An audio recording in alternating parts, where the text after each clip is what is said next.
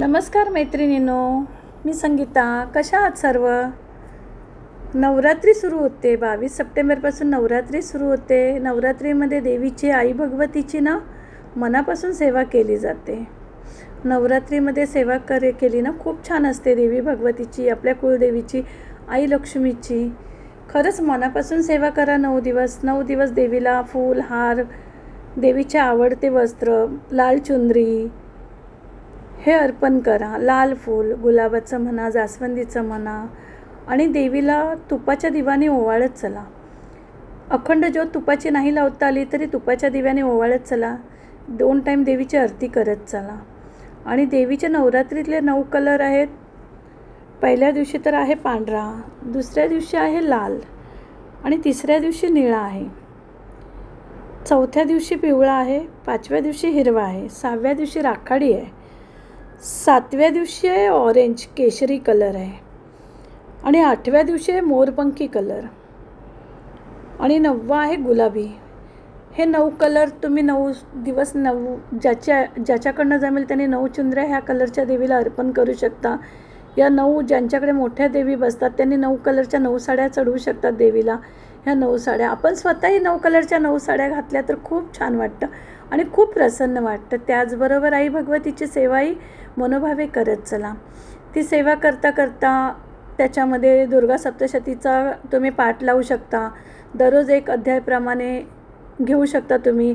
दुर्गा सप्तशतीचे पाठ किंवा दुर्गा कवच पण दररोज वाचू शकता. ही सेवा केली ना, नाही जमलं तरी पण तुम्ही मंत्र जप करू शकता. आईचा मंत्र आहे ओम दुंग दुर्गाय नमः. हा मंत्र म्हणा. आईचे दुर्गा मातेचे जे मंत्र असतील ते, लक्ष्मी मातेचे जे मंत्र असतील ते, त्याचं जप करत चला. 108 वेळा तरी निदान 108 वेळा, 21 वेळा, 51 वेळा आईचा जप करत चला. दिवसभरातून तुम्हाला जसा वेळ मिळेल तसा. ज्यांना उपवास नवरात्रीतले 9 दिवस धरणं होते त्यांनी धरा. नाही धरणं होत त्यांनी पहिला आणि अष्टमीचा उपवास तर धरा. कारण की हे 9 दिवस देवीची सेवा केलीत ना तर तुम्हाला खूप छान फळ मिळतं त्याच्याने. आणि न चुकता आईची ही सेवा, छोटी छोटी सेवा आहे ती करत चला. त्याचबरोबर देवीला, घरातल्या कुलदेवीला 9 दिवस 9 वेगळे नैवेद्य अर्पण करत चला. पहिल्या दिवशी आहे तुपाचा नैवेद्य. वाटीमध्ये एखाद्या 1-2 चमचे तूप देवीला नैवेद्याला दाखवू शकता तुम्ही.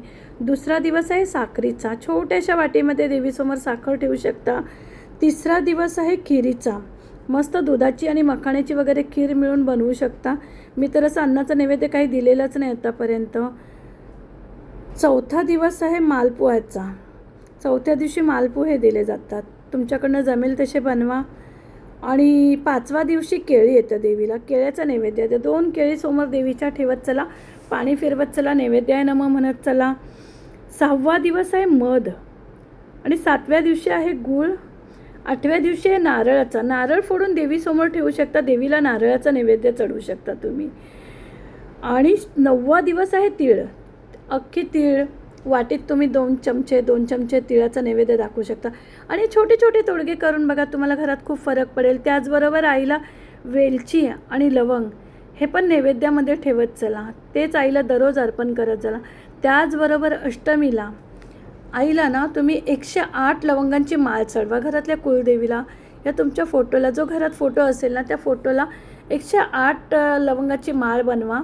आपला जो धागा येतो ना, आपण त्याला काय बोलतात, लाल धागा येतो बघा ना, कळसाला गुंडळतो, त्या धाग्याने देवीची 108 याची माळ बनवून घ्या तुम्ही लवंगाची. आणि लवंग अशी फूल असलेली घ्या, ती अर्पण करा नवरात्रीमध्ये देवीला. खूप छान. आणि अष्टमीची मनोभावे, अष्टमीच्या दिवशी मनोभावे देवीची ओटी भरा. खूप फरक जाणवेल बघा तुम्हाला. ह्या 9 दिवसात सेवा करता करता तुमचं मन एवढं प्रसन्न राहील ना. तुमचं दुःख काही असेल ते सगळं आईच्या चरणी अर्पण करा आणि मनाभावाने तिची सेवा करा. बघा तुम्हाला फरक जाणवेल घरामध्ये.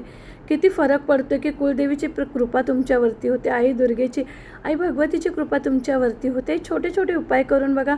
हे नैवेद्य तर आपण घरातले दाखवू शकतो. सगळ्या घरातल्याच वस्तू आहेत आपल्याकडे, तेच नैवेद्य तुम्हाला दाखवायचे आहेत. चुंदरी नाही जमली तरी लाल चुंदरी पहिल्याच दिवशी चढवू शकता तुम्ही. आणि अष्टमीला मनोभावे जशी होईल तशी साडी चोळीने आईची ओटी भरा.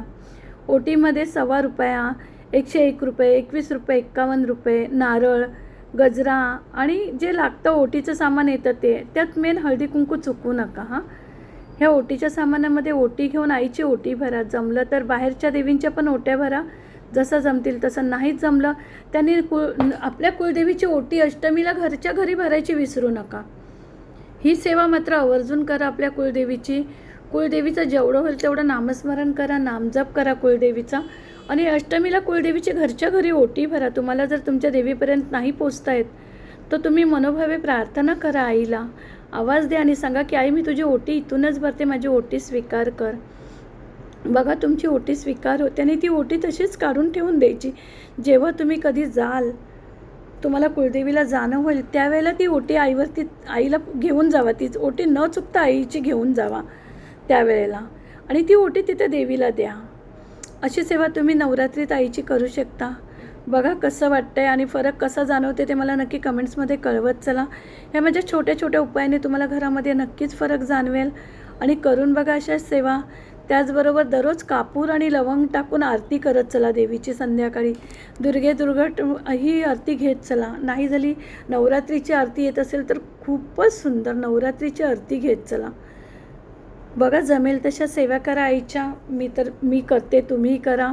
आणि जमलं तर अखंड ज्योत लावा. अखंड ज्योत लावताना ना दिव्यामध्ये तुम्ही ना याची वात बनवा, कलाव्याची वात बनवा. कलाव्याची वात जर बनवणार ना तर दिवा खंड होत नाही कधीही. दिव्यामध्ये एक भीमसेनी कापराचा तुकडा टाकायचा आणि कलावापासून जी कलावा असतो ना, कॉटनचा धागा येतो बघा, आपण तांब्याला गुंडळतो पूजा करताना, जो कॉटनचा धागा तांब्याला गुंडळतो ना त्याला कलावा बोलतात, कोण नाडा बोलतं.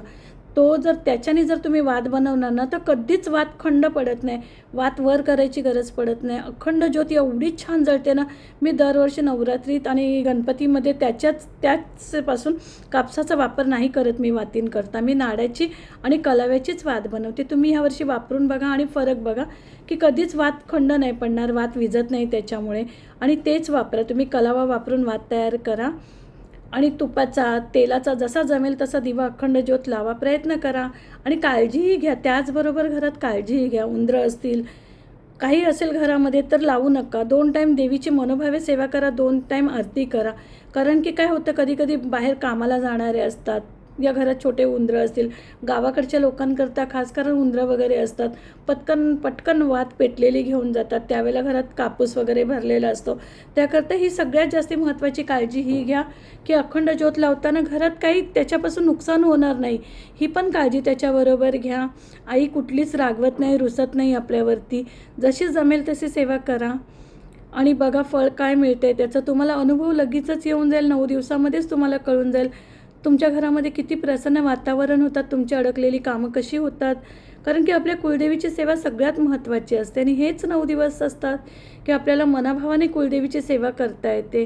तिचे उपवास, तिचे आवडते फुलं, तिचे आवडते नैवेद्य मनाभावाने तिला अर्पण करा. तुमच्या घरामध्ये खूप सुख, समाधान आणि शांती लागेल. सर्वात म्हणतात ना, सर्वात देवा अगोदर कुलदेवीचं महत्त्व खूप असतं. कुलदेवीची सेवा करा नवरात्रीमध्ये आणि फरक जाणवेल तुम्हाला. आणि मला कमेंटमध्ये नक्की सांगा की ताई ह्या वर्षी आम्ही नवरात्रीत सेवा केली, कसं वाटलं. आणि संध्याकाळची आरती चुकवू नका.